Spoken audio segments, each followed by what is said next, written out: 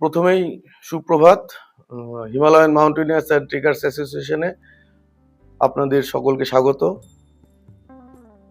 আজ আমরা press meet ডেকেছি এবছর 42তম state mountaineer and trekkers meet 2025 আমাদের কর্ণজোড়ার তিস্তা প্রাঙ্গণে অনুষ্ঠিত হবে।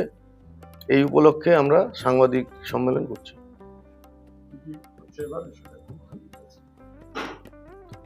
এর আগে আমাদের 2009 সালে 26তম state mountaineers and trekkers meet হয়েছিল স্থানীয় আব্দুলঘাটা ফরেস্টে।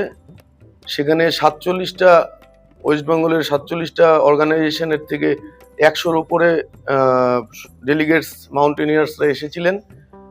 এবছর প্রায় 100 জন মাউন্টেনিয়ার্স আসবেন আমাদের এই মিটে। এই মিটে আমাদের প্রাক্তন আর বর্তমান মাউন্টেনিয়াররা আমাদের প্রকৃতি মাউন্টেনিয়ার নিয়ে বিভিন্ন আলোচনা সভা হবে এবং এই মিটে অনেক এভারেস্টিয়ানও আসবেন।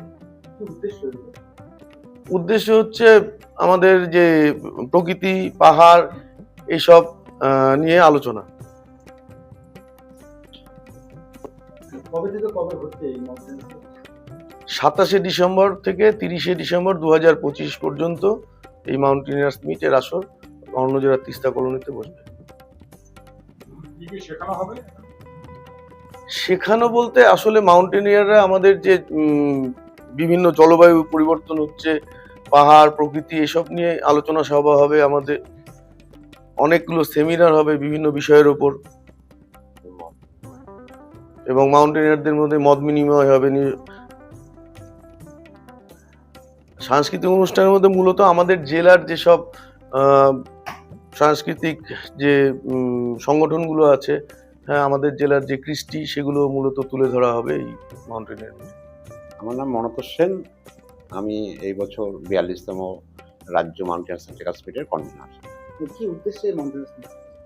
পশ্চিমবঙ্গের যে পর্বতারোহণ ও ট্রেকগুলো, হাই অ্যালটিটিউড ট্রেক হয়, এগুলো বিপদসংকুল বিভিন্ন সমস্যা যে তৈরি হয়, সেগুলোর ব্যাপারে আমাদের মত বিনিময় হয় যে ভবিষ্যতে কেমন করে পশ্চিমবঙ্গের এই পর্বত এবং ট্রেকগুলোতে কেমন করে আরও ডেভেলপ করা যায় বা সমস্যাগুলো কাটিয়ে ওঠা যায়।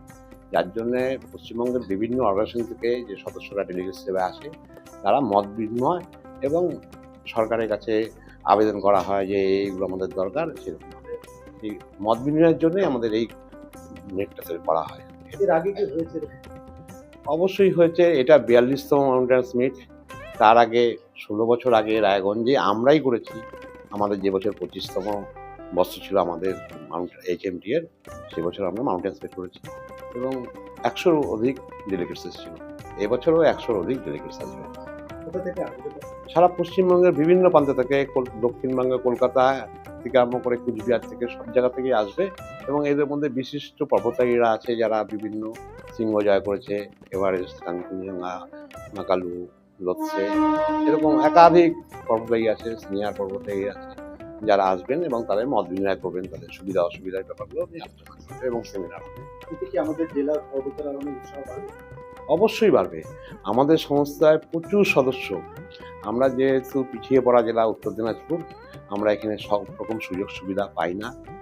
এই আলোচনাগুলো আমরা তুলে ধরবো সব কিছুতে এবং আমাদের ক্লাবের সদস্য সংখ্যা প্রায় 70-এর কাছাকাছি এবং তারা যে মাউন্টেনিয়ার্স কোর্সগুলো করা হয়, এত সংখ্যক কোর্স করা ছেলে খুব কম সংস্থায় আছে।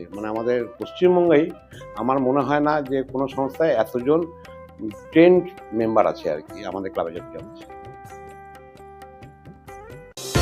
চোখের সমস্যা বাড়ার আগেই আজই আসুন জীবন রেখা হসপিটাল, আপনার পরিবারের নতুন ভরসা। রায়গঞ্জের খাদ্য রসিকদের জন্য দারুণ সুখবর। শহরের নতুন আকর্ষণ দ্য ওবেট ক্যাফে এখন রায়গঞ্জে। আমাদের দোকানের স্থান রায়গঞ্জ আশীর্বাদ ভবন ও বিজেপি কার্যালয়ের বিপরীতে দ্য ওবেট ক্যাফে। রায়গঞ্জের মানুষের জন্য এসেছে এক দারুণ সুখবর।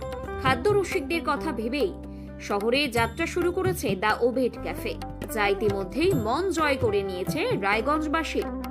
মনোরম পরিবেশ, মানসম্মত খাবার ও সুলভ মূল্যের জন্য এই ক্যাফে এখন শহরের নতুন আড্ডার ঠিকানা। সকাল থেকে রাত পর্যন্ত জমে উঠেছে বন্ধু বান্ধব ও পরিবারের সঙ্গে কফির কাপে গল্প আর সুস্বাদু খাবারের